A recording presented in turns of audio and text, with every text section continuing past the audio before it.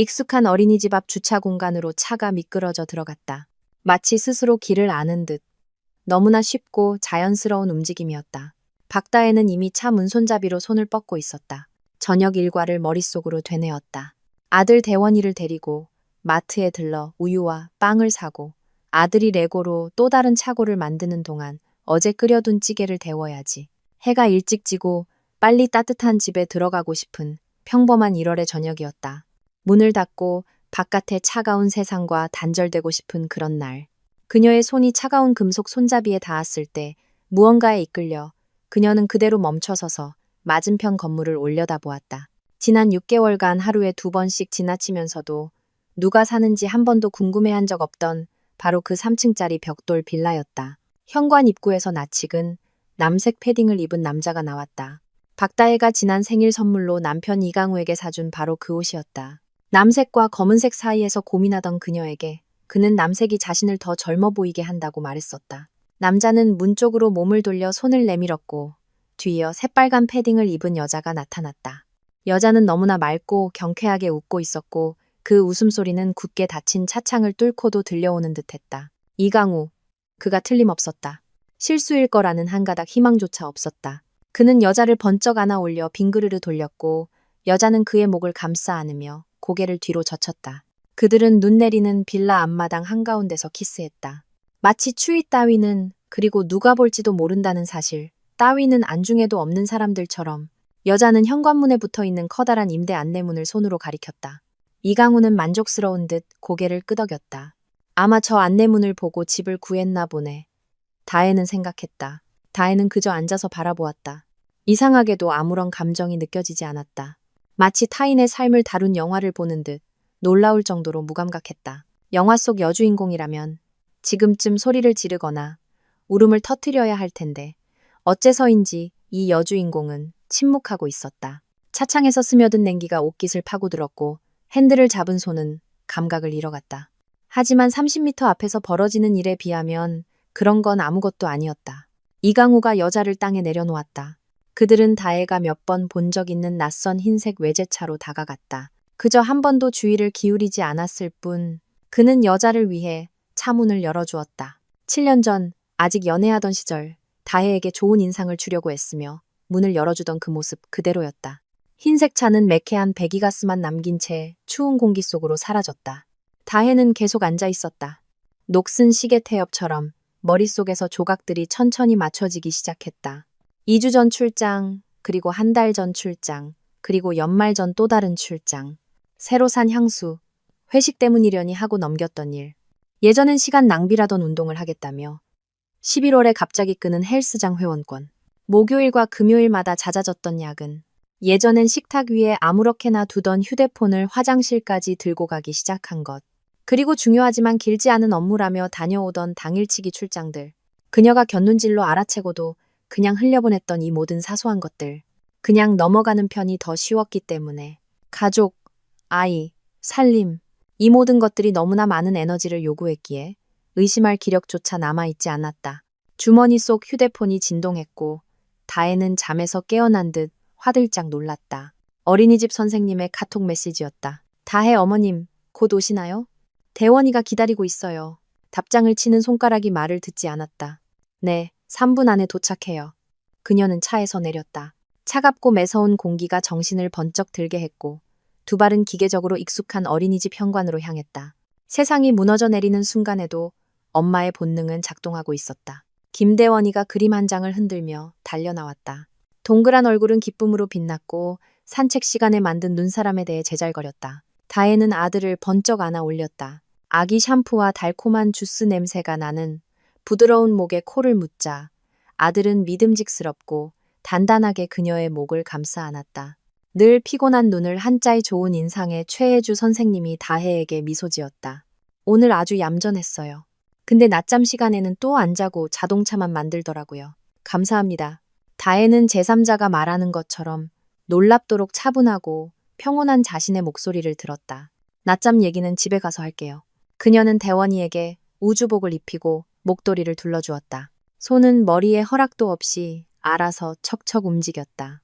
아들은 쉴 새 없이 떠들었고 그녀는 적당히 고개를 끄덕이며 대꾸했다. 그녀의 내면에 유리구슬처럼 차갑고 텅 빈 공허가 자리 잡았다는 것을 아무도 눈치채지 못했을 것이다.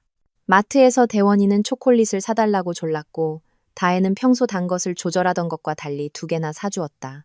우유, 빵, 그리고 무심코 장바구니에 담긴 다른 것들을 샀다. 계산대 앞에 와서야 이강우가 저녁에 차와 함께 먹는 것을 좋아하는 초코파이를 집었다는 걸 깨달았다. 그녀는 포장지가 찌그러질 정도로 3개 진열대에 도로 내려놓았다. 집에 와서 대원이에게 만화를 틀어주었다. 평소에는 화면 보는 시간을 제한했지만 오늘은 조용함이 절실했다. 부엌크로가 주전자에 물을 올렸다. 마시고 싶지는 않았다. 식탁에 앉아 휴대폰을 들고 이강우와의 카카오톡 대화창을 열었다. 그의 마지막 메시지는 오늘 아침에 온 것이었다. 오늘 늦을 것 같아.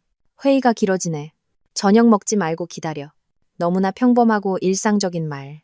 다혜는 지난 몇 주간의 대화를 스크롤에 올렸다. 아이를 누가 데리러 갈지, 마트에서 뭘 사오라고 상기시키는 등 짧고 사무적인 대화들 뿐이었다. 언제부터 우리의 대화가 이렇게 변했을까? 언제부터 하트, 이모티콘이 사라졌을까? 언제부터 그저 따뜻한 말을 건네기 위해 불쑥 메시지를 보내는 일이 없어졌을까? 그녀는 갤러리를 열어 결혼 사진을 찾았다. 젊고 날씬하고 반짝이는 눈을 한 이강우가 고개를 젖히고 웃는 그녀의 뺨에 키스하고 있었다. 사진 속 그들은 너무나 행복해 보였고 자신들의 미래를 확신하고 있었다. 다음은 산후조리원에서 찍은 사진. 이강우가 세상의 모든 보물을 아는 듯 조심스럽게 작은 포대기를 들고 있다. 대원이의 돌, 2돌, 3돌, 가족 기념일, 바다로 떠난 여행, 평범한 가족의 평범한 삶. 정확히 어디서부터 잘못된 걸까? 어느 순간부터 이강우는 다혜를 아내가 아닌 편하고 익숙한 가구의 일부처럼 보기 시작했을까? 주전자에 물이 끓고 저절로 꺼졌지만 다혜는 차를 따르러 일어나지 않았다. 창밖으로 느리게 흩날리는 눈을 보며 생각했다.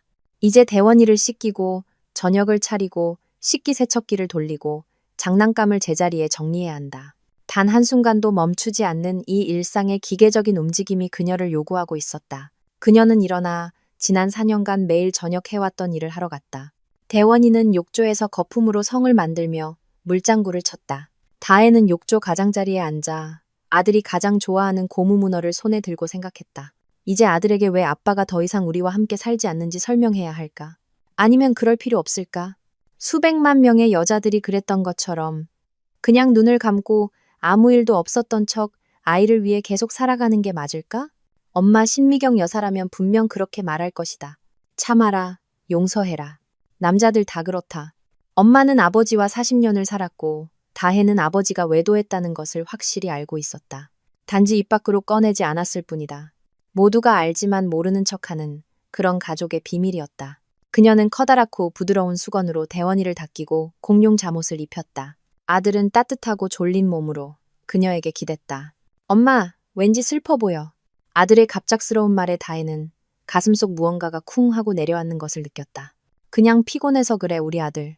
그녀는 아들의 정수리에 입을 맞추며 대답했다. 괜찮아.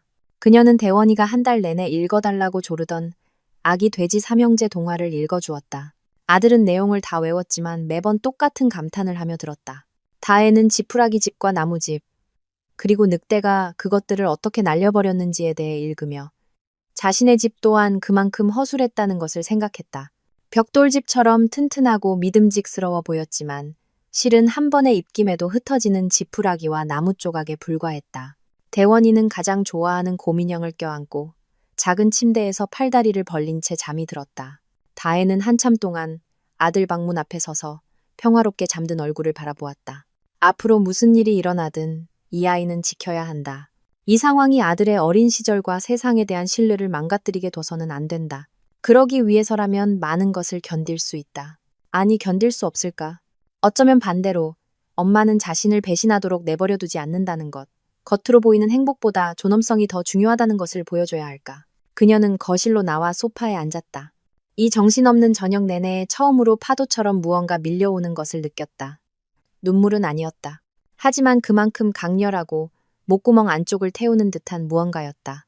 손이 떨리기 시작했고 다혜는 떨림을 멈추기 위해 2손을 깍지 꼈다. 하지만 떨림은 온몸으로 번져갔다. 터져 나오지 못하고 안에서 부글거리는 비명에 숨이 막혔다. 소리 지를 수 없었다. 대원이가 깰 것이다. 무너져 내릴 수 없었다. 버텨야 했다. 생각해야 했다. 시계는 밤 11시 반을 가리키고 있었다. 이강우는 지방 출장에서 늦게 돌아올 것이라고 했다. 그의 늦게는 아침까지 안 들어올 수도 있다는 말로 쉽게 변하곤 했다. 이제 다혜는 그 이유를 알았다. 그는 지금 어디에 있을까? 어린이집 맞은편, 그 아파트, 그 여자와 함께 있을까? 다혜는 일어나 방 안을 서성이다. 다시 앉았다. 휴대폰을 들고 그에게 메시지를 보내려 했다. 나 다 봤어. 하지만 손가락이 화면 위에서 굳어버렸다. 왜? 그가 변명하게 하려고? 더 많은 거짓말을 하고, 이번이 마지막이었다고 약속하게 하려고? 아니면 바로 인정하고, 사랑이 식었다고, 그 여자가 더 낫고, 젊고, 흥미롭다고 말하게 하려고? 그녀는 은행 앱을 열어 공동 계좌를 확인했다. 두 사람의 월급은 모두 그곳으로 들어갔고, 예산을 관리하고, 지출을 계획하고, 저축하는 것은 항상 다혜의 몫이었다. 계좌에는 그들이 여름에 계획했던 인테리어 공사를 위한 꽤 큰 금액이 모여 있었다. 다혜는 그 절반을 자신의 개인 계좌로 이체했다. 이강우가 모르는 예전 직장에서 쓰던 월급 통장이었다. 그러다 멈칫하고는 다시 원래대로 돌려놓았다. 너무 이르다.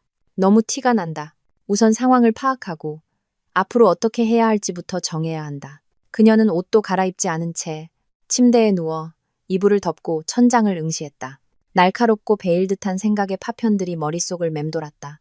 얼마나 오래된 일일까? 그 여자는 누구일까? 어디서 만났을까? 더 예쁘고 더 흥미로운가? 분명 더 젊겠지. 다혜는 스치듯 봤지만 긴 금발머리, 날씬한 몸매, 새빨간 립스틱을 기억했다. 다혜가 마지막으로 화장을 한 게 언제였더라? 이를 위해서가 아니라 그냥 나를 위해서. 마지막으로 거울 속 자신을 제대로 본 게 언제였을까? 아침에 대충 훑어보는 것 말고, 잠 못 자 생긴 다크서클과 감지 않은 머리만 보는 것 말고, 진짜로. 그녀는 일어나 욕실로 가불을 켜고 거울 속 자신을 정직하고 냉정하게 바라보았다. 32살, 하지만 40은 되어 보였다. 대충 묶은 머리. 염색해야지 하면서 계속 미루고 있는 관자놀이의 흰머리 몇 가닥. 화장기 없는 창백한 얼굴. 눈가의 잔주름. 3년은 좋게 입은 낡은 수면 잠옷대. 언제 이렇게 변해버렸을까? 언제부터 여자가 아닌 그저 대원이 엄마, 강우 아내라는 기능적인 존재가 되어버렸을까? 다혜는 다시 방으로 돌아와 누웠지만 잠이 오지 않았다. 생각은 꼬리에 꼬리를 물고 같은 자리로 돌아왔다. 이제 어떻게 해야 할까? 떠날까? 남을까? 용서할까? 복수할까? 모든 선택지가 동시에 옳은 것 같으면서도 불가능해 보였다. 떠난다? 아이를 데리고 어디로? 혼자 버는 월급으로 월세를 감당할 수 있을까? 남는다? 이 사실을, 이 고통을 안고 살아갈 수 있을까? 용서한다? 굴욕감에 속이 비명을 지르는데 어떻게? 복수한다? 그래서 뭐 어쩌라고? 무슨 의미가 있는데? 창밖이 희미하게 밝아올 무렵 다혜는 한 가지를 깨달았다. 히스테리를 부리지 않을 것이다. 울며 불며 그릇을 깨지도 질투심에 초라해지지도 않을 것이다. 생각하고 계획하고 행동할 것이다. 이것이 끝이라면 품위 있는 끝을 맞이하리라. 무언가 바꿀 기회가 있다면 그 기회를 찾아내리라. 하지만 먼저 이 재앙의 규모를 파악해야 했다. 정보를 모으고 진실을 알아내야 했다. 우연히 본 것뿐만이 아닌 모든 진실을. 그녀는 일어나 차가운 물로 세수하고 다시 한번 거울을 보았다. 거울 속의 사람은 달라져 있었다. 침착하고 냉정하고 단호했다. 밤사이에 무언가 부러졌다. 두려움과 고통은 사라지지 않았지만 거기에 다른 것이 더해졌다. 분노. 자신을 바보 취급하고 장난치고 자신의 삶과 아이의 삶을 파괴하면서도 제대로 숨기려 노력조차 하지 않는 것에 대한 건강하고 정당한 분노였다. 대원이는 평소처럼 활기차고 배고픈 모습으로 일어났다. 다혜는 아침을 차리고 어린이집 갈 준비를 시켰다. 그녀의 내면에서 혁명이 일어나고 있다는 것을 아무도 눈치채지 못했을 것이다. 아들이 맛있게 시리얼을 먹는 동안 다혜는 휴대폰을 꺼내 엄마에게 전화를 걸었다. 신미경 여사는 두 번째 신호음에 받았다. 딸이 이렇게 이른 시간에 전화하는 법이 없었기에 목소리에는 경계심이 묻어났다. 엄마, 좋은 아침. 다혜는 차분하게 말했다. 오늘 저녁에 대원이 좀 봐주실 수 있어요? 제가 일이 좀 있어서요. 그럼. 우리 딸, 엄마는 분명 무언가 더 묻고 싶어 했지만 다혜는 기회를 주지 않았다. 감사해요. 어린이집 끝나고 데려다 드릴게요. 그녀는 대원이를 어린이집에 데려다 주고 작별 키스를 하고 손을 흔들어 준 뒤 차로 향했다. 시동을 걸었지만 출발하지 않았다. 맞은편 빌라. 남편이 끼어들어 누군가의 낯선 삶이 펼쳐지고 있는 그 평범한 창문들을 바라보았다. 2층의 한 창문이 살짝 열려 있었고 다혜는 누군가 커튼을 젖히는 움직임을 언뜻 보았다. 그녀는 휴대폰을 꺼내 부동산 앱에서 그 빌라 주소를 검색했다. 몇 개의 매물이 있었지만 한 가지가 눈에 띄었다. 2층 투룸 풀옵션. 전화번호가 적혀 있었다. 다혜는 그 번호를 저장하고 빌라 단지를 빠져나왔다. 회사에서 그녀는 자동 기계처럼 일했다. 동료들의 질문에 답하고 서류를 검토하고 숫자를 확인했다. 그 시간 내내 머릿속에서는 계획이 무르익고 있었다. 점심시간이 되자 무엇을 해야 할지 명확해졌다. 회사 전화로 안내문에 있던 번호로 전화를 걸었다. 목소리를 한 톤 높여 젊게 만들었다. 여보세요. 안녕하세요. 수화기 너머의 목소리는 쾌활하고 젊었다. 네, 말씀하세요.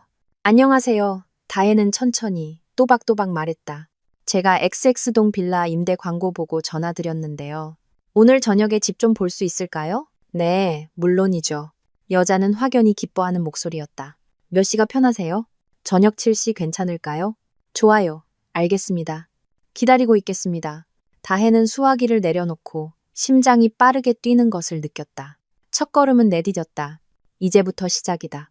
남은 하루는 고통스러울 정도로 길게 느껴졌다. 마침내 그녀는 어린이집에서 대원이를 데려와 할머니 댁에 맡겼다. 엄마의 의아한 질문들을 친구랑 약속이 있어서라는 애매한 말로 둘러댔다. 신미경 여사는 무언가 잘못되었음을 직감한 듯 걱정스러운 눈으로 딸을 보았지만 더는 묻지 않았다. 7시 15분 전, 다혜는 바로 그 빌라 앞에 차를 세웠다. 현관으로 올라가 해당 호수의 인터폰 버튼을 찾았다. 손가락이 버튼 위에서 망설였다. 심장이 다시 세차게 뛰기 시작했지만 그녀는 버튼을 눌렀다. 긴 신호음. 또 한 번. 네. 젊고 경쾌한 바로 그 목소리였다. 다혜는 숨을 깊게 들이쉬고 천천히 내쉬었다. 안녕하세요. 집 보러 왔는데요. 그녀는 낯선 목소리로 말했다. 7시에 뵙기로 했습니다. 딸깍 하고 문이 열렸다. 다혜는 현관으로 들어섰고 등 뒤에서 문이 둔탁한 소리를 내며 닫혔다. 돌아갈 길은 차단되었다. 현관에서는 가칠한 페인트 냄새와 값싼 방향제 같은 달콤한 냄새가 났다. 다혜는 계단을 천천히 올랐다. 밖으로 튀어나와 이 모든 광기에서 도망치려는 듯 미친 듯이 뛰는 심장을 진정시키기 위해 속으로 계단수를 셌다. 2층에 이르자 아파트 문이 이미 살짝 열려 있었다. 그 안에서 따뜻하고 아늑한 노란 불빛이 새어나왔다. 그리고 문턱에는 그녀, 빨간 패딩을 입었던 바로 그 여자가 서 있었다. 지금은 편안한 청바지에 부드러운 베이지색 스웨터를 입고 금발 머리는 뒤통수에서 느슨하게 묶은 모습이었다.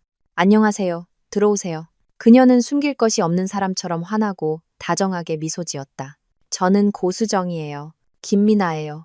다혜는 머릿속에 처음 떠오른 이름을 댔다. 다리에 힘이 풀리는 것을 느끼며 문턱을 넘었다. 아파트는 커피 향과 어떤 비싼 남성 향수 냄새로 그녀를 맞았다. 톡 쏘는 듯한 그 향. 다혜는 즉시 알아차렸다. 한 달 전 이강우에게서 나던 바로 그 새로운 향수.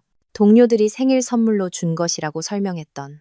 현관 신발장에는 남성용 운동화가 놓여 있었다. 주황색 줄무늬가 있는 바로 그 회색 운동화. 일주일 전 다혜가 온 집안을 뒤지며 찾았지만 이강우는 헬스장에 두고 왔다고 했었다. 그 옆에는 큼직한 누가 봐도 남성용인 실내 슬리퍼가 있었다. 집은 작지만 아늑했다. 고수정은 앞장서서 방을 안내했고 다혜는 모든 세부 사항을 흡수하며 뒤를 따랐다. 여기가 거실 겸 주방이고요. 가구는 다 새 거고 가전제품도 얼마 전에 샀어요. 침실은 이쪽이에요. 저희가 그리 오래 살진 않았어요. 다혜는 침실을 들여다보았다. 회색 침구가 깔린 넓은 침대가 보였다. 침대 옆 협탁에는 남성용 면도기, 데오도란트, 그리고 이강우가 지난 2달간 집에서 읽다가 지하철에서 잃어버렸다고 말했던 가죽 표지의 책이 놓여 있었다. 벽에는 액자에 담긴 사진이 걸려 있었다. 다혜는 집 구경을 하는 척하며 가까이 다가갔다. 사진 속에는 이강우가 있었지만 얼굴은 흐릿했다. 바다를 배경으로 한 남자의 실루엣만 보였다. 그렇다면 함께 여행도 다녀온 것이다. 언제? 10월에 일주일간 출장을 간다고 했을 때? 아주 예쁘네요. 다혜는 자신의 목소리가 놀랍도록 평온하게 들리는 것을 느꼈다. 여기 사신 지는 얼마나 되셨어요? 반년 정도요. 고수정은 미소 지었다. 그 미소에는 소녀처럼 행복한 기운이 감돌았다. 남자친구가 월세를 내줘요. 아주 자상하거든요. 물론 거의 집에 없긴 하지만요. 일이 많아서. 그래도 한번 오면 정말 좋은 시간을 보내요. 이제 직장이랑 더 가까운 곳으로 옮기려고요. 남자친구라. 그가 유부남이라는 사실을 모르거나 알면서도 체면상 남자친구라고 부르는 것이리라. 다혜는 고개를 끄덕이며 계속 집을 둘러보았다. 욕실 선반에는 칫솔 2세트, 남성용 샴푸, 쉐이빙 폼이 있었다. 부엌 냉장고에는 바다에서 사온 자석이 붙어 있었다. 이강우가 출장해서 대원이에게 사다 준 것과 똑같은 것이었다. 혼자 간 게 아니었다. 생각 좀 해봐야겠네요. 집을 다 둘러보고 싶은 뒤 다혜가 말했다. 내일 전화 드릴게요. 네, 그럼요. 천천히 결정하세요. 고수정은 그녀를 문까지 배웅했다. 집은 바로 비워드릴 수 있으니 걱정 마세요. 다혜는 계단을 내려와 밖으로 나갔다. 차에 앉고 나서야 숨이 막히는 것을 깨달았다. 손이 너무 심하게 떨려서 시동키를 꽂을 수가 없었다. 떨림이 멈출 때까지 5분 정도 앉아 깊고 고르게 숨을 쉬어야 했다.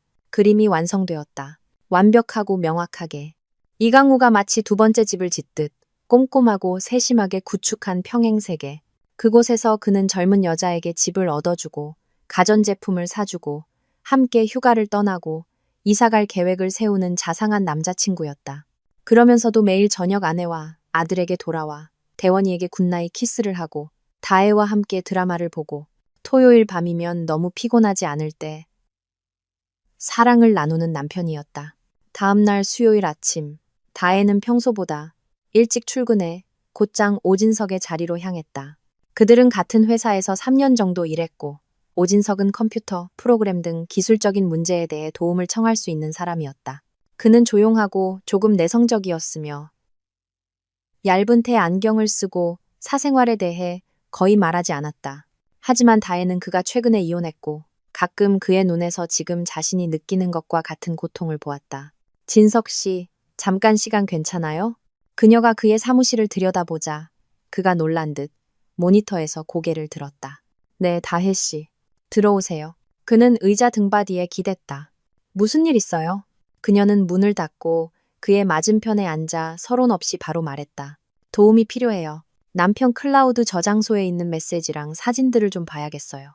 비밀번호는 아는데 남편이 눈치채지 못하게 어떻게 해야 할지 모르겠어요.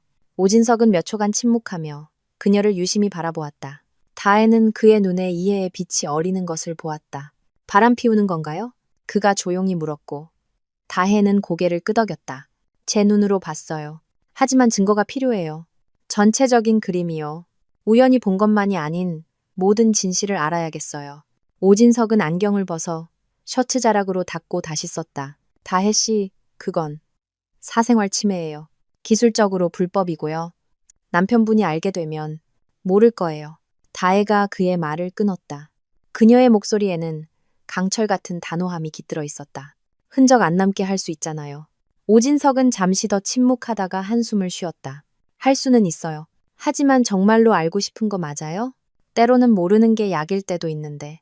다혜는 씁쓸하게 웃었다. 아니요, 괜찮아요. 저는 알고 싶어요. 저 자신과 아들을 위해 올바른 결정을 내리려면 재앙의 규모를 파악해야 해요. 알겠습니다. 오진석이 고개를 끄덕였다. 비밀번호 알려주세요. 시간이 좀 걸릴 거예요. 2~3시간 정도. 점심 먹고 다시 오실래요? 그녀는 그에게 아이디, 이메일 비밀번호, 소셜미디어, 클라우드 저장소, 비밀번호 등 모든 정보를 넘겨주었다. 그녀는 모든 것을 알고 있었다. 이강우와 그녀는 서로에게 휴대폰과 비밀번호를 숨기지 않았기 때문이다. 그것은 그들 결혼 생활의 암묵적인 규칙, 완전한 투명성이었다. 참으로 아이러니했다. 점심시간에 다혜는 아무것도 먹을 수 없었다. 물만 마셨다. 동료들이 아프냐고 물었지만 편두통 때문이라고 둘러댔다. 잠시에 그녀는 오진석에게 돌아갔고 그는 말없이 모니터를 그녀 쪽으로 돌렸다. 여기 다 있어요. 그가 말했다. 최근 6개월간의 카톡 대화 내용. 클라우드 사진들, 계좌 이체 내역까지요.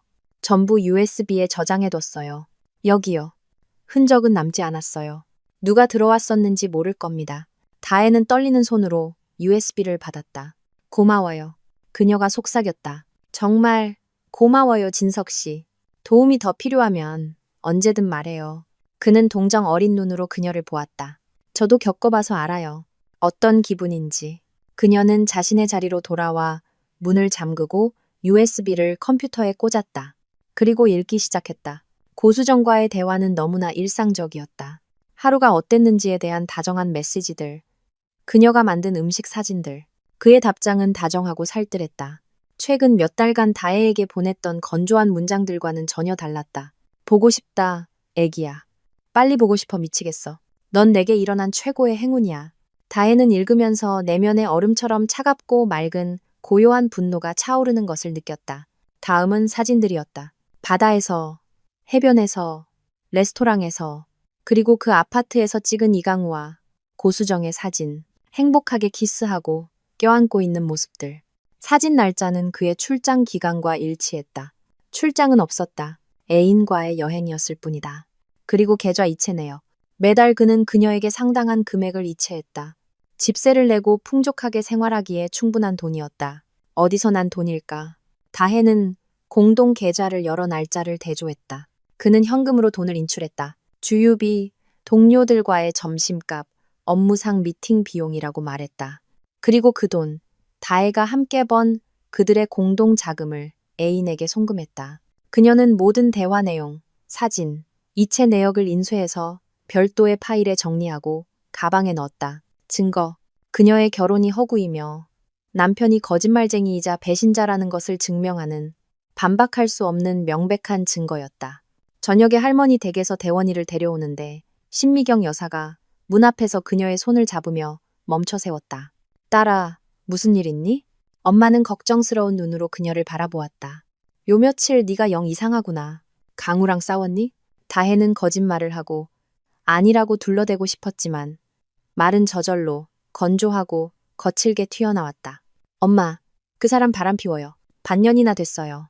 애인도 있고 집도 얻어주고 같이 여행도 다녔어요. 그동안 내 눈을 보고 계속 거짓말한 거예요. 신미경 여사는 얼굴이 하얗게 질리더니 현관 의자에 주저앉았다. 세상에, 다혜야. 그녀는 말을 잇지 못하다가 이내 딸을 보았다. 그녀의 눈에는 동정심과 무언가 다른 감정이 섞여 있었다. 하긴 남자들이란 다 그렇지. 그렇다고 널 사랑하지 않는다는 뜻은 아니야. 걔네들 속성 알잖니. 그냥 잠깐 한눈 판 거겠지. 곧 지나갈 거야. 중요한 건 성급하게 행동하면 안 된다는 거야. 용서해줘라. 그냥 눈 감아줘. 그럼 다 괜찮아질 거야. 대원이를 위해서라도 가정을 지켜야지. 다혜는 엄마를 보며 20년 후에 자기 자신을 보았다. 지치고 체념하고 배신에 눈 감는 법을 배운 자신을. 어릴 적 밤마다 엄마의 울음소리를 들었던 기억, 낯선 향수 냄새를 풍기며 늦게 귀가하던 아버지, 그리고 아무것도 모르는 척하며 아침 식탁에서 미소 짓고 그의 셔츠를 다리던 엄마의 모습이 떠올랐다. 어린 소녀 다혜는 그때 생각했다. 원래 저런 거라고. 저게 정상이라고. 사랑은 인내와 희생이라고. 하지만 지금 엄마를 보며 그녀는 깨달았다. 자신은 그렇게 살고 싶지 않다는 것을. 대원이에게 배신과 거짓말이 괜찮다고 가르치고 싶지 않다는 것을. 엄마가 존중받지 않아도 되는 존재라는 것을 보여주고 싶지 않다는 것을. 아니요, 엄마. 그녀는 조용하지만 단호하게 말했다. 저는 참지 않을 거예요. 눈 감지 않을 거예요. 대원이가 자라서 사랑하는 사람을 속이는 게 정상이라고 생각하게 만들고 싶지 않아요. 그리고 제 속에서 분노와 굴욕감이 썩어 문드러지는데 괜찮은 척하면서 남은 인생을 살고 싶지도 않아요. 신미경 여사가 무언가 말하려고 입을 열었지만 다혜는 이미 대원이의 손을 잡고 출구로 향하고 있었다. 봐주셔서 감사해요, 엄마. 이제 가봐야겠어요. 다음 날 목요일, 다혜는 일찍 일어나 대원이를 어린이집에 데려다주고 은행으로 갔다.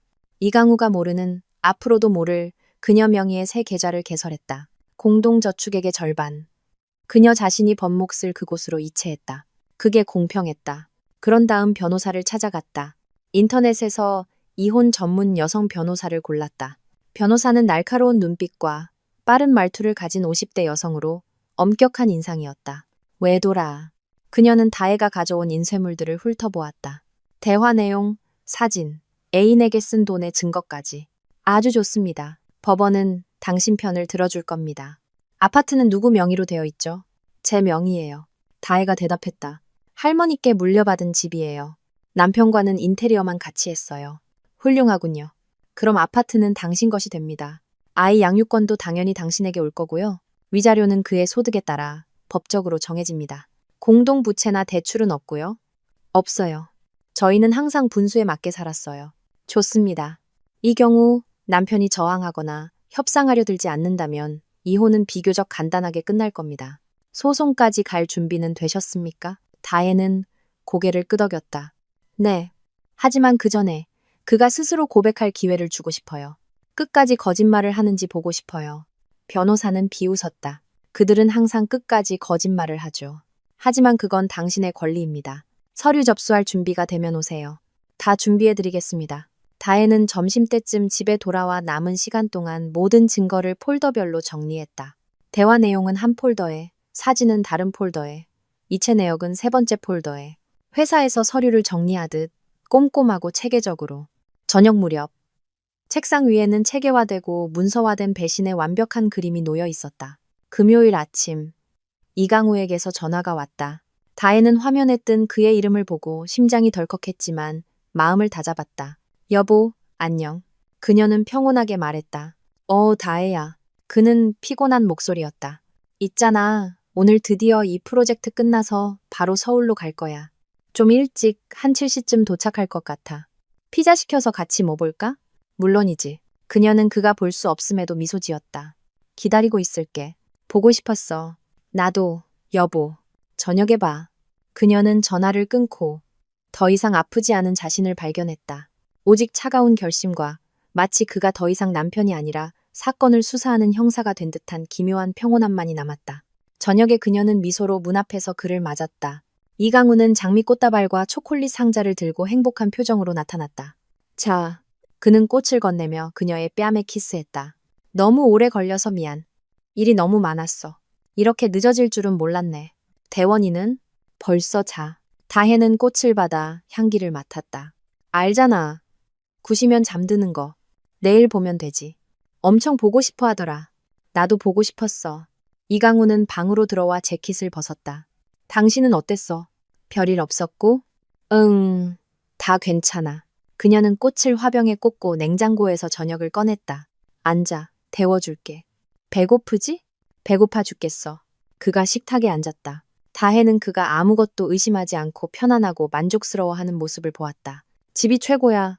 진짜 이 출장들이랑 야근 때문에 너무 지쳤어. 다혜는 그의 앞에 뜨거운 음식이 담긴 접시를 놓고 맞은편에 앉았다.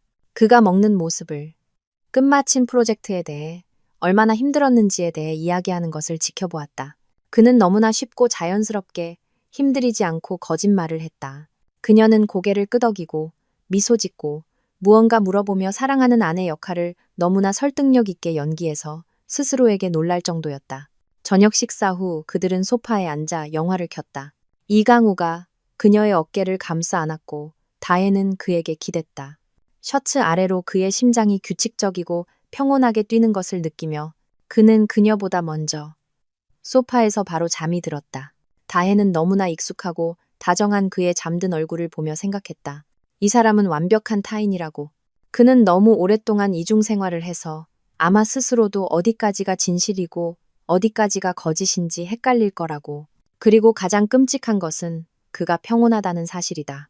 양심의 가책도 발각될 것에 대한 두려움도 없다. 모든 것이 통제하에 있고 어리석은 아내는 아무것도 모르며 앞으로도 영원히 모를 것이라고 확신하고 있다.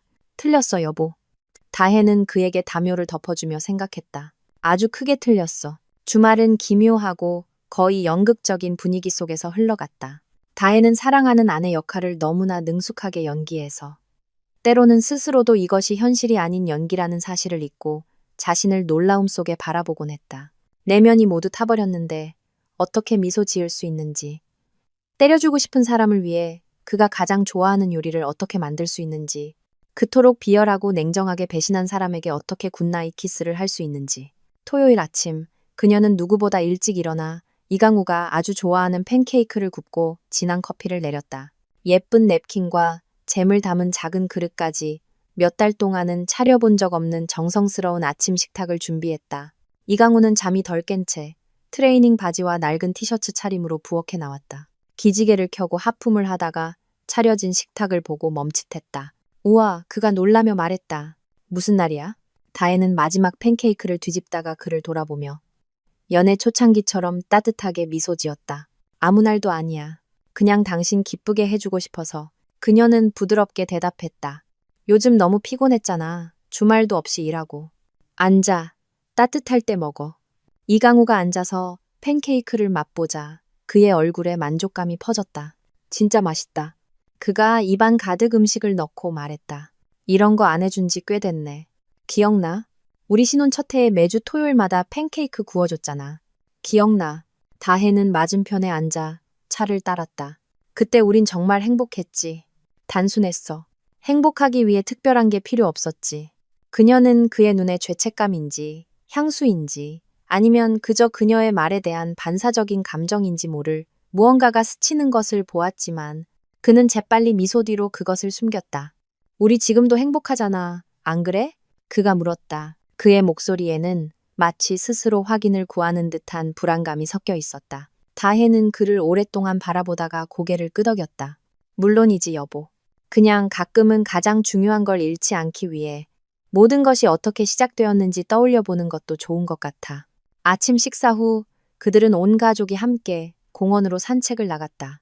대원이는 눈 덮인 공원길을 따라 막대기를 휘두르며 해적도 되었다가 기사도 되었다가 하며 앞서 달려갔다. 다혜와 이강우는 나란히 걸었고 이강우는 그녀의 손을 잡았다.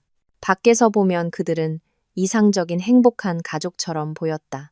다혜는 장갑 너머로 그의 손바닥 온기를 느끼며 생각했다. 바로 이 손이 얼마 전 다른 여자를 껴안고 그녀의 머리를 쓰다듬고 허리를 감쌌다고. 하지만 그녀의 얼굴에는 미소가 떠나지 않았고 그의 질문에 대답하고 그의 농담에 웃고 휴대폰으로 셀카를 찍었다. 이강우는 그 사진을 바로 자신의 인스타그램에 내 사랑들이라는 글과 함께 올렸다. 일요일에 다혜는 특별한 날에만 하던 그녀의 필살 요리인 사과를 곁들인 갈비찜을 만들었다. 이강우는 감탄하며 먹었고 그녀가 세상 최고의 아내라고 말했다. 다혜는 미소 지으며 그에게 와인을 더 따라주었다. 저녁에는 사랑을 나누었다. 친밀감을 느끼는 척하는 것은 특히나 고통스러웠다. 실제로는 내면에 차가운 거리감만 존재했지만 하지만 다혜는 끝까지 자신의 역할을 해냈고 이강우는 만족스럽고 행복하게 그녀를 껴안고 잠이 들었다. 잠결에 다정한 무언가를 중얼거리면서 월요일 아침은 평소처럼 시작되었다. 알람 시계, 분주한 준비 시간, 대원이는 타이즈를 입기 싫다고 칭얼거렸다. 이강우는 출근을 서둘렀다. 모든 것이 너무나 익숙하고 평범해서 아무 일도 없었던 것처럼 믿을 수도 있을 정도였다. 다혜는 대원이를 어린이집에 데려다주고 작별 인사를 한 뒤 회사로 향했다. 하지만 점심시간에 병원에 가야 한다는 핑계로 조퇴했다. 대신 그녀는 고수정의 아파트가 있는 그 집 근처 공원으로 차를 몰았다. 주차를 하고 애인의 아파트 창문에서 보았던 놀이터로 걸어갔다. 놀이터는 그네와 미끄럼틀이 있는 평범한 곳이었다. 몇몇 엄마들이 벤치에 앉아 아이들을 보며 수다를 떨고 있었다. 다혜는 빈 벤치에 앉아 휴대폰으로 무언가를 읽는 척했다. 왜인지는 몰랐지만 그냥 막연한 감이 이곳에 있어야 한다고 말해주고 있었다. 그리고 30분 후 그녀는 익숙한 인형을 보았다. 고수정이 대여섯 살쯤 되어 보이는 어린 여자아이의 손을 잡고 현관에서 나왔다. 아이는 그녀를 미끄럼틀 쪽으로 끌었고 고수정은 웃으며 무언가 말했다. 그녀가 아이를 대하는 조심스럽고 약간은 어색한 태도로 보아 자기 딸은 아닌 듯했다. 다혜는 고수정이 아이가 미끄럼틀에 오르는 것을 도와주고 아래에서 아이를 받아주고 나란히 그네에 앉는 모습을 지켜보았다. 그때 고수정의 휴대폰이 울렸다. 그녀는 휴대폰을 꺼내 화면을 보더니 미소 지었다. 미나야. 그녀의 목소리는 맑고 멀리서도 들릴 정도였다. 조카랑 같이 나왔어. 우리 예쁜이. 토요일. 아니 그 사람 안 된대. 집안일 있다나 봐. 그래도 다음 주말에는 시간 비워놓겠다고 약속했어. 알아. 이러면 안 되는 거. 근데 미나야. 아들 좀만 더 크면 이혼하겠다고 약속했단 말이야. 와이프는 아무것도 모른대. 완전 존재감 없는 그런 사람이라 자기가 어딜 가든 신경도 안 쓴다던데. 뭐, 좀 안 됐지. 그 결혼 생활이 행복하겠어? 그래서 내가 기다려주는 거야. 알잖아. 날 사랑하는 게 보이는데. 그냥 상황이 복잡한 거지. 야, 당연히 나를 선택하지. 그 여자는 자기 관리도 전혀 안 한대. 애 낳고 살도 엄청 쪘다던데. 난 27이잖아. 젊고 예쁘고 내 인생은 이제 시작인데. 아니야. 내가 가정을 파탄낸 게 아니라고. 그 사람이 먼저 나한테 왔어. 내가 꼬신 거 아니야. 다혜는 벤치 끝을 손가락으로 꽉 쥐고 그 대화를 들었다. 모든 단어가 뺨을 때리는 것 같았다. 존재감 없는 사람, 애 낳고 살쪘다. 자기 관리도 안 한다. 일어나서 저 자신만만한 여자의 머리채를 잡고 싶었지만 간신히 자신을 추슬렀다. 지금은 아니다. 이런 방식은 아니다. 복수는 히스테리가 아니라 차갑고 계획적으로 이루어져야 한다. 고수정은 통화를 마치고 휴대폰을 주머니에 넣었다. 다혜는 그녀가 자신을 알아채기 전에 벤치에서 일어나 돌아서서 걸어갔다. 차에 앉아 핸들에 머리를 기대고 10분 정도 깊게 숨을 쉬었다. 그리고 휴대폰을 꺼내 부동산 앱을 찾아 고수정의 번호로 전화를 걸었다. 이번에는 목소리를 바꾸지 않았다. 여보세요. 세 번째, 신호음 끝에 고수정이 받았다. 안녕하세요. 다혜는 비즈니스처럼 명확하게 말했다. 저는 김미나라고 하는 부동산 중개인입니다. 투룸 임대 광고를 봤는데요. 아직 집이 안 나갔나요? 아, 네. 근데 어떤 분이 보고 가셔서. 고수정이 당황했다. 아마 마음에 안 드셨나 보네요. 다혜는 즉흥적으로 말을 지었다. 제 고객 한 분이 딱 그 동네를 찾고 계셔서요. 이번 주 토요일 오후 3시쯤에 한번 보러 가도 될까요? 그리고 집을 보기 전에 저희끼리 먼저 만나서 안면을 트는 게 좋을 것 같아서요. 근처에 괜찮은 카페가 있던데 제가 커피 한 잔 대접하고 싶습니다. 토요일요. 고수정이 망설였다.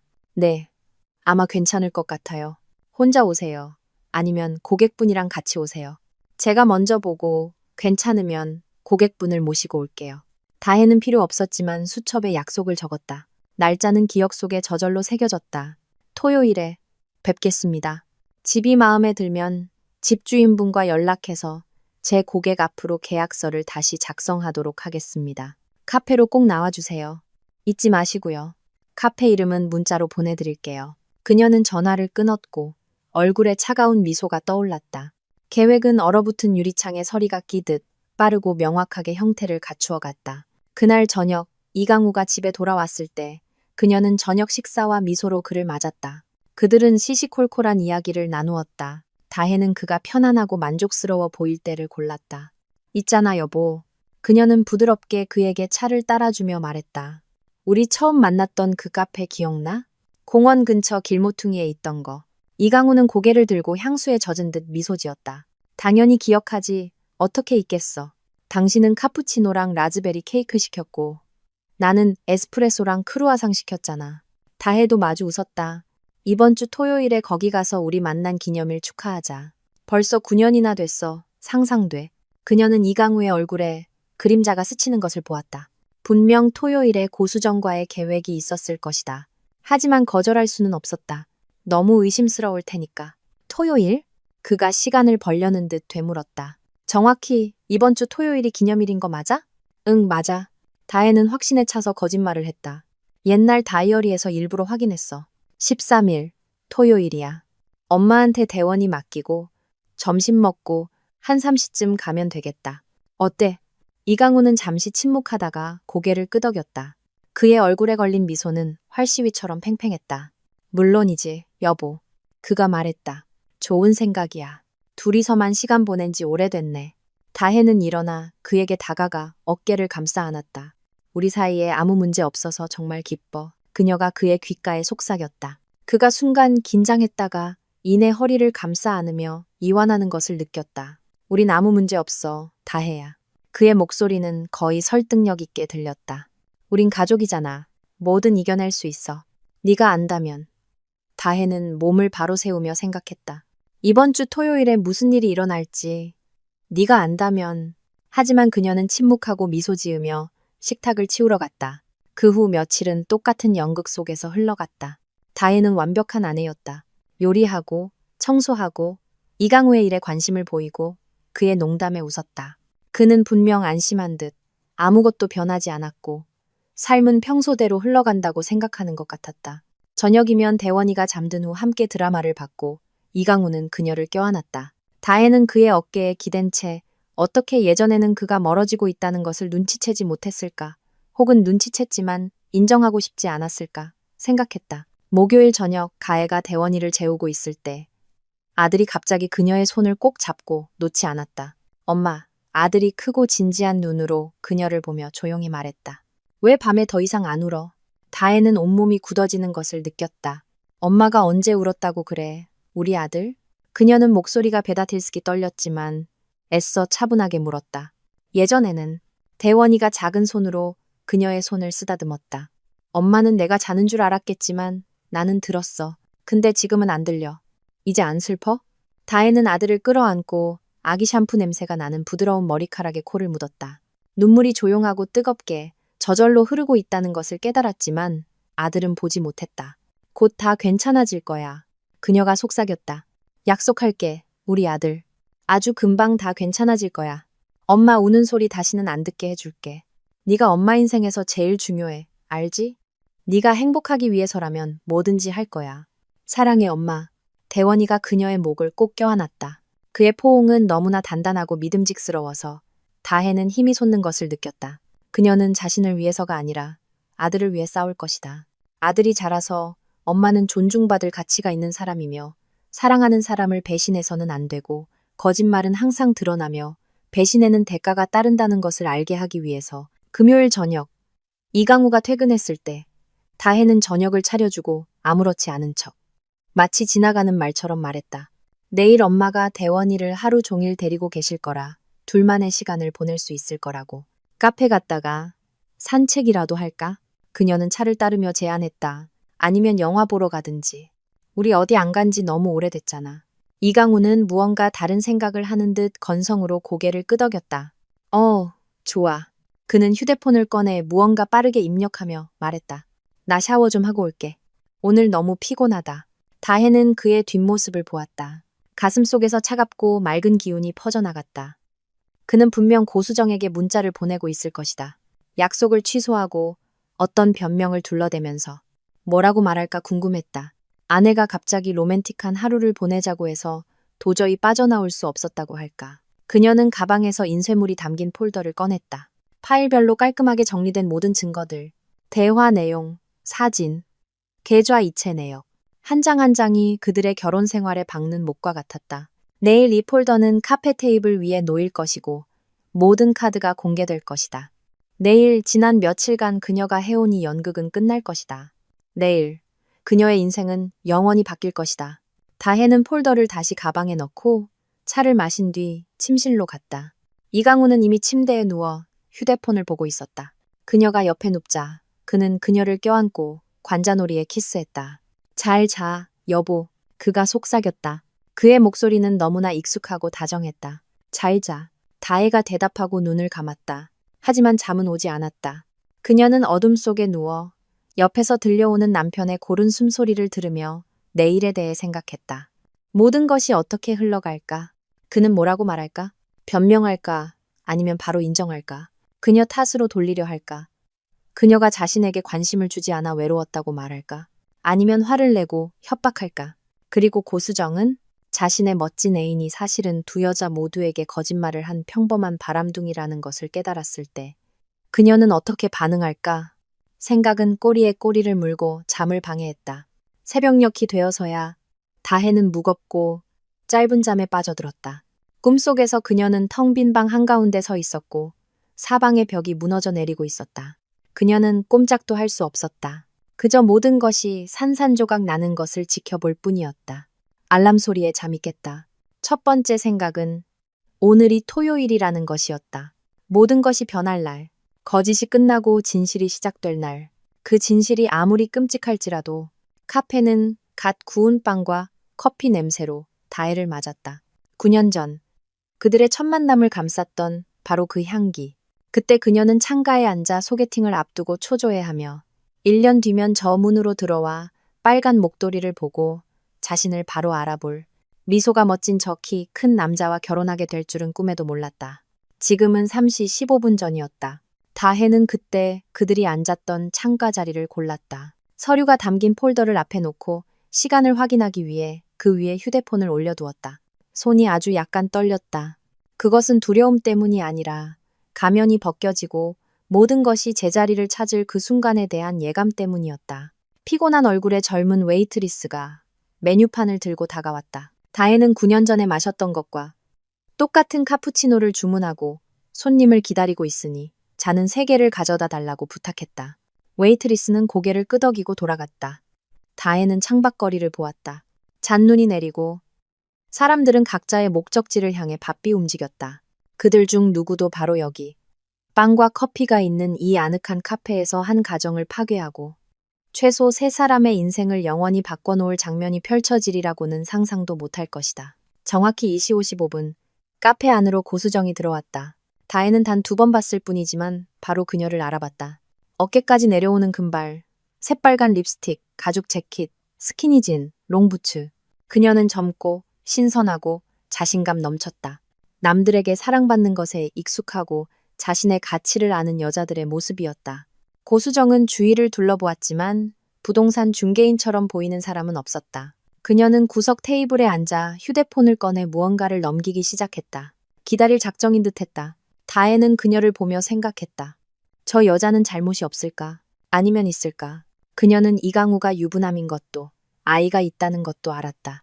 하지만 계속 만났고 그의 약속을 믿었고 그가 이혼하기를 기다렸다. 어리석은 걸까? 아니면 계산적인 걸까? 사랑에 빠진 걸까? 아니면 타산적인 걸까? 아마 둘 다일 것이다. 애인들이 흔히 그렇듯 그들은 자신의 이야기는 특별하다고, 그는 정말로 결혼 생활이 불행하다고, 아내는 그를 이해하지 못하지만 자신은 이해한다고 진심으로 믿는다. 휴대폰 시계가 정확히 3시를 가리켰다. 카페 문이 다시 열리며 차가운 공기와 함께 빨간 장미 꽃다발을 든 이강우가 들어왔다. 그는 바로 그 남색 패딩의 청바지 차림이었고 만족스럽고 편안해 보였다. 그는 구석에 앉은 고수정을 보지 못한 채 곧장 다혜의 테이블로 걸어왔다. 다가와서 미소 지으며 꽃을 내밀었다. 안녕 여보.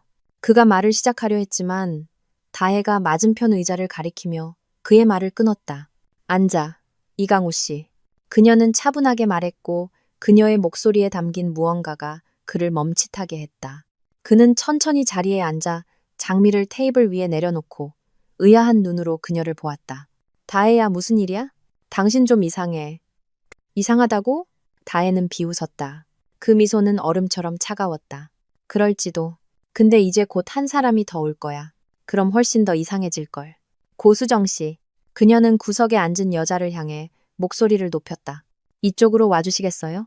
이강우는 급하게 돌아보았다. 다혜는 그의 얼굴에서 핏기가 가시는 것을, 공포에 질려 눈이 커지는 것을, 입술이 소리 없이 움직이지만 말이 나오지 않는 것을 보았다. 고수정은 의아해하며 일어나 그들 쪽으로 다가왔다. 그리고 가까이 다가와 이강우를 알아봤을 때 그녀의 얼굴에도 똑같은 충격이 서렸다. 강우 씨. 그녀가 속삭였다. 이게 무슨... 앉아요, 수정 씨. 다혜는 비어있는 의자를 가리켰다. 그녀의 목소리는 놀랍도록 평온했다. 마치 공개 처형이 아니라 티타임에 손님을 초대하는 사람 같았다. 공식적으로 인사하죠. 수정 씨, 이쪽은 제 남편 이강우 씨. 그리고 여보, 이쪽은 당신 애인 고수정 씨. 아, 그리고 저는 박다혜예요. 당신들 둘 다 아무것도 모르고 눈치도 못 챌 거라고 생각했던 바로 그 칙칙한 아내죠. 고수정은 의자에 주저앉았다. 그녀의 얼굴은 분필처럼 하얗게 질렸다. 이강우는 마침내 목소리를 찾았다. 다혜야, 제발. 집에 가서 얘기하자. 그가 빠르고 초조하게 말했다. 이런 공공장소에서 소란 피우지 마. 네가 생각하는 그런 거 아니야. 그런 게 아니라고? 다혜는 폴더를 열어 첫 번째 인쇄물, 대화 내용을 꺼내 그들 사이의 테이블 위에 놓았다. 이게 지난 6개월간 당신이 고수정 씨랑 나눈 카톡이야. 인용해줄게. 보고 싶다 애기야. 빨리 보고 싶어 미치겠어. 이건 당신이 출장 갔다고 거짓말하고 둘이서 호텔 잡았던 날 보낸 메시지네. 아니면 이건 어때? 넌 내게 일어난 최고의 행운이야. 이건 3주 전 나와 대원이가 어린이집 발표회에서 당신을 기다리고 있을 때 보낸 거네. 당신은 야근 때문에 못 온다고 했었지. 그녀는 대화 내용, 사진, 계좌이체 내역이 담긴 종이들을 한 장씩 꺼내 놓았다. 각 종이는 피할 수 없고 최종적인 선고처럼 테이블 위에 놓였다. 이건 당신들 바다 여행 갔을 때 사진. 그때 당신 회사 워크숍 간다고 했었지, 이강우 씨. 이건 계좌 이체 내역이야. 당신은 고수정 씨한테 매달 돈을 보냈어. 내가 당신과 함께 번 우리 공동 자금으로 그녀에게 집을 얻어주고 그녀의 생활비를 대줬지. 그러면서 집에서는 돈을 아껴야 한다. 인테리어 비용이 비싸다. 휴가 갈 돈이 없다고 말했지. 고수정은 이강우를 바라보았다. 그녀의 눈에는 충격, 고통, 그리고 점차 차오르는 분노가 뒤섞여 있었다. 이혼한다면서요. 그녀가 속삭였다. 목소리가 떨렸다. 서류 낸다고 아내도 동의했다면서요. 우리 함께 할 거라고, 가족이 될 거라고 약속했잖아요. 수정아, 잠깐만. 이강우가 그녀의 손을 잡으려 했지만 그녀는 손을 뿌리쳤다. 그게 생각보다 복잡해. 나한테는 아이가 있잖아. 그냥 그렇게 아내를 떠날 수가 없었어. 아내를 떠날 수는 없었지만 애인을 만드는 건 간단했나 보네. 다혜가 비웃었다. 그 비웃음 속에는 몇 달간의 기만에 대한 모든 쓴맛이 담겨 있었다. 참 편리한 입장이지. 안 그래? 집에는 요리하고 빨래하고 아이를 키우는 아내라는 안정을 두고 밖에서는 책임감 없이 로맨스를 즐길 수 있는 젊은 애인을 두는 거. 그런 거 아니야? 이강우가 목소리를 높였고 카페 안에 몇몇 손님들이 돌아보았다. 다혜야, 너도 알잖아. 우리 사이 예전 같지 않았던 거. 우린 남이 됐어. 넌 육아에만 파묻혀서 나를 잊어버렸잖아. 난 내 집에서 외로웠다고. 아, 그래서 그랬구나. 다혜는 의자 등받이에 기대며 눈을 가늘게 떴다. 결국 내 탓이라는 거네. 내가 내 아이를 키우고 일하고 살림하느라 육아에 파묻혀 있는 동안 넌 외로움을 느꼈다? 그래서 나랑 대화하고 설명하고 무언가 바꿔보려고 노력하는 대신 그냥 나가서 대용품을 찾았다? 나도 말하려고 했어. 이강우가 주먹으로 테이블을 쳤다. 하지만 넌 한 번도 들어주지 않았잖아. 항상 바빴고 피곤해했고 나한테 신경 쓸 겨를이 없었잖아. 고수정이 의자를 밀치며 벌떡 일어났다. 의자가 바닥에 긁히는 소리가 났다. 있잖아요. 그녀는 차가운 목소리로 말했다. 두 사람 다 똑같아요. 당신, 그녀는 이강우를 손가락으로 가리켰다. 선택을 못해서 주변 사람 모두를 속이는 겁쟁이에 거짓말쟁이. 그리고 당신, 그녀는 다혜를 보았다. 피해자인 척하지만 당신도 별반 다르지 않아요. 두 사람은 서로에게 딱 어울려요. 난 이 서커스에 더 이상 참여할 생각 없어요. 이강우 씨, 나한테 전화할 생각도 마세요. 나한테 당신은 이제 없는 사람이에요. 그녀는 돌아서서 출구로 향했다. 이강우는 벌떡 일어나 그녀를 뒤쫓았다. 수정아, 기다려. 설명하게 해줘. 하지만 그녀는 이미 문을 쾅 닫고 나가버렸다. 이강우는 문턱에서 멈춰섰다가 테이블로 돌아와 의자에 주저앉았다. 그의 얼굴은 잿빛이었고 손은 떨리고 있었다. 어때? 만족해? 다혜가 조용히 물었다. 당신의 두 세계가 동시에 무너져 내렸네. 기분이 어때? 다혜야. 그가 그녀를 보았다. 그의 눈에는 진정한 공포가 서려 있었다. 제발 우리 차분하게 얘기 좀 하자. 내가 실수했어. 그래, 엄청난 실수. 하지만 우리 다시 시작할 수 있잖아. 대원이를 위해서, 우리 가족을 위해서, 대원이를 위해서. 다혜는 일어나 테이블 위에 모든 서류를 거두어 다시 폴더에 깔끔하게 넣었다. 바로 그 대원이를 위해서. 나는 이걸 참고 넘어갈 생각이 없어. 내 아들이 배신이 정상이라고, 사랑하는 사람에게 거짓말해도 된다고, 여자는 존중하지 않아도 되는 존재라고 생각하며 자라게 하고 싶지 않아. 이혼 서류는 월요일에 접수할 거야. 아파트는 내 명의니까 나한테 남아. 대원이는 내가 키울 거고, 양육비는 법대로 청구할 거야. 당신 짐은 다 싸놨어. 현관의 캐리어에 담아뒀으니 편한 시간에 와서 가져가. 그녀가 떠나려 하자 이강우가 그녀의 팔을 붙잡았다. 이렇게 그냥 갈 수는 없어. 다혜야, 나 어디로 가라고? 그녀는 팔을 뿌리치고 마치 처음 보는 사람처럼 무심하고 놀란 눈으로 그를 보았다. 그건 당신 문제야, 이강우 씨. 당신은 성인이잖아. 알아서 하겠지. 친구 집에서 지내든 호텔에 있든. 하지만 내 집에는 당신 자리가 더 이상 없어. 그리고 동정심에 호소하거나 대원이를 이용해서 나를 조종하려 들 생각도 마. 미리 경고하는데 아이를 나에게서 돌리게 하려는 어떤 시도라도 한다면 넌 대원이를 아예 못 보게 될 거야. 내 변호사는 유능하고 당신의 외도 증거는 충분해. 그러니까 아들과의 관계를 유지하고 싶으면 신사적으로 행동해. 그녀는 시들어가는 장미와 함께 테이블에 앉아있는 그를 남겨두고 카페를 나왔다. 차에 앉고 나서야 온몸이 떨리고 있다는 것을 깨달았다. 떨림이 멈출 때까지 핸들에 머리를 기대고 깊게 숨을 쉬었다. 끝났다. 다리를 불태웠고 돌아갈 길은 없다. 이상하게도 안도감 대신 예전의 결혼, 가족, 미래가 있던 자리에 거대하고 차가운 공허함이 느껴졌다. 그 다음 주는 안개 속처럼 흘러갔다. 하루하루가 뒤섞였고 다혜는 자동 기계처럼 움직였다. 회사, 어린이집, 집, 회사, 어린이집, 집. 이강우는 하루에도 10번씩 전화를 걸고 메시지를 보내고 만나달라고 요구했다. 변하겠다고 약속하고 2번째 기회를 달라고 애원했다가 화를 내고 협박했다가 다시 애원했다.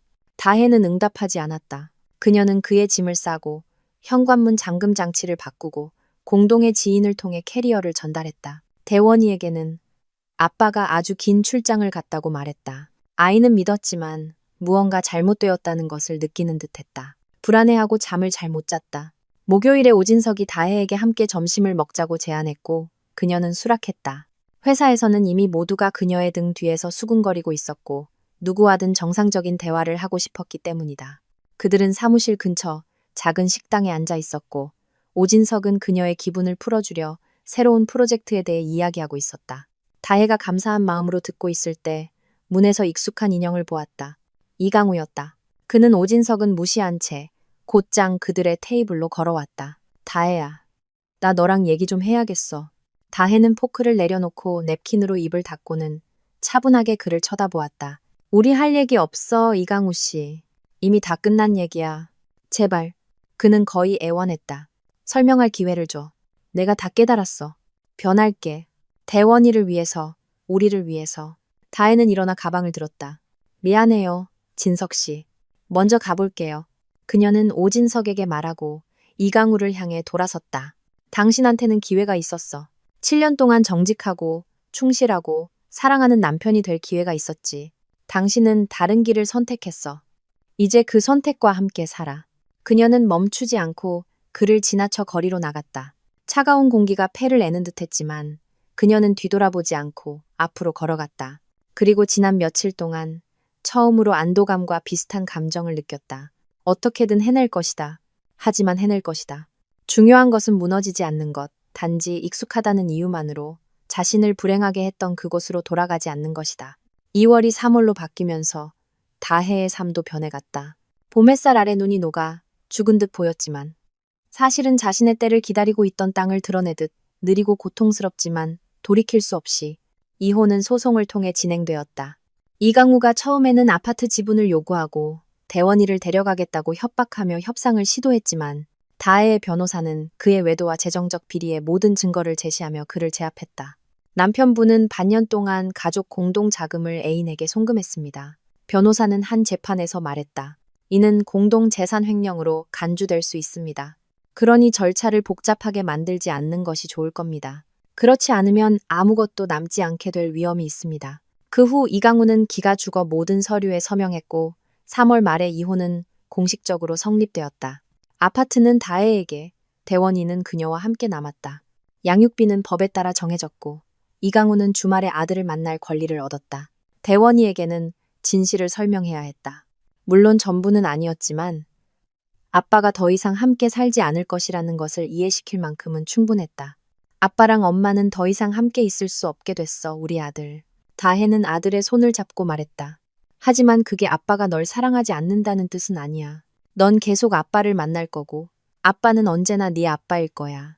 그냥 이제 우리 따로 사는 것뿐이야. 대원이는 울었고 다혜도 함께 울었다. 하지만 이내 눈물을 닦고 단호하게 말했다. 우린 괜찮을 거야. 약속할게. 우리 둘은 팀이잖아. 해낼 수 있어. 응, 팀. 대원이는 흐느끼며 그녀를 껴안았다. 엄마랑 나랑 할머니랑 신미경 여사는 실제로 이 몇 달 동안 그들의 버팀목이 되어주었고 딸을 보며 그녀 자신도 변해갔다. 어느 날 저녁 대원이가 잠든 후 그녀는 다혜에게 고백했다. 있잖니, 딸아. 난 평생 네 아버지를 참고 살았어. 그녀는 조용히 말했다. 그게 옳다고 그래야 한다고 생각했지. 근데 널 보고 깨달았어. 난 그냥 두려웠던 거야. 혼자 남겨질까봐, 남들이 뭐라고 할까봐 변화가 두려웠던 거지. 근데 넌 두려워하지 않았고 내 자신이 부끄러워졌어. 엄마, 그러지 마. 다혜가 엄마를 안았다. 엄마는 그때 그게 옳다고 생각해서 하신 거잖아요. 하지만 옳지 않았어. 신미경 여사는 고개를 저었다. 나 그림 교실 등록했어. 40년 동안 꿈꿔왔던 거. 4월부터 시작해. 자신을 위해 사는 걸 시작하기에 너무 늦은 때란 없겠지. 안 그래? 다혜 역시 이 몇 달 동안 자신을 위해 살기 시작했다. 이강우가 다니던 곳이 아닌 다른 헬스장에 등록해 일주일에 3번씩 다녔다. 옷장을 새로 채우고 머리를 짧게 자르고 염색했다. 대원이가 할머니와 함께 있는 저녁에는 직무 능력 향상 교육을 받으러 다녔다. 결혼 생활 동안 잊고 있던 에너지를 자신 안에서 발견했다. 오진석은 몇 번 그녀에게 저녁 식사를 제안했고 그들은 영화를 보고 산책하고 여러 가지 이야기를 나누었다. 다혜는 그와 함께 있는 것이 편안하고 긴장이나 의무감 없이 쉬웠다. 서두르고 싶지 않아요. 그가 작별 인사를 하며 조심스럽게 키스하려 했을 때 그녀는 어느 날 말했다. 시간이 필요해요. 남편 없이 나 자신이 누구인지 깨달을 시간이요. 기다릴게요. 오진석은 간단하게 대답했다. 얼마든지요. 이강우는 이혼 한 달 후 젊고 화려한 새 여자친구와 함께 소셜미디어에 나타났다. 다혜는 그 사진들을 보고 아무것도 느끼지 못했다. 고통도 분노도 없이 단지 한 사람이 얼마나 빨리 타인이 될 수 있는지에 대한 가벼운 놀라움만 있었다. 그가 주말에 대원이를 데리러 올 때 그들은 잘 모르는 사람들처럼 짧고 예의 바르게 대화했다. 어떻게 지내? 그가 가끔 물었다. 잘 지내. 다혜가 대답했다. 당신은 그럭저럭. 그리고 그건 사실이었다. 그녀는 정말로 아주 오랜만에 처음으로 잘 지내고 있었다. 3월의 어느 저녁, 다혜는 평소처럼 어린이집 앞에 주차했다. 3개월 전 이강우와 고수정을 보았던, 그리고 그녀의 자유를 향한 여정이 시작되었던 바로 그 자리에 맞은편 빌라를 보았다. 고수정의 아파트 창문은 어두웠다. 이제 아무도 살지 않았다. 백미러 속 자신을 보았다. 짧은 머리에 예전의 피곤함은 찾아볼 수 없는 맑은 눈을 한 낯선 여자가 마주보고 있었다. 대원이가 손에 그림을 들고 어린이집에서 뛰쳐나왔다. 기쁘게 그림을 흔들며 엄마, 봐봐, 우리 그렸어. 다혜는 아들 앞에 쪼그려 앉아 그림을 받아들었다. 서툴고 삐뚤빼뚤하지만 알아볼 수 있는 세 사람의 모습. 여자, 남자아이, 그리고 할머니, 모두 웃고 있었다. 이게 우리야. 대원이는 진지하게 설명했다. 엄마랑 나랑 할머니. 선생님이 가족을 그리라고 했어. 이게 우리 가족이지. 맞지, 엄마? 다혜는 아들을 끌어안았다. 아주 꽉. 맞아, 우리 아들. 그녀는 아들의 정수리에 입을 맞추며 속삭였다. 세상에서 가장 진짜인 우리 가족. 그리고 우린 행복할 거야. 약속할게. 그들은 손을 잡고 차로 향했다.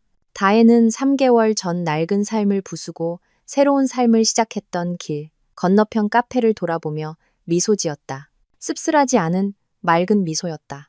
그에게 그 출장은 텅 빈 집으로의 귀환으로 끝이 났다. 그녀에게는 진정한 자신을 찾아가는 여정의 시작이었다.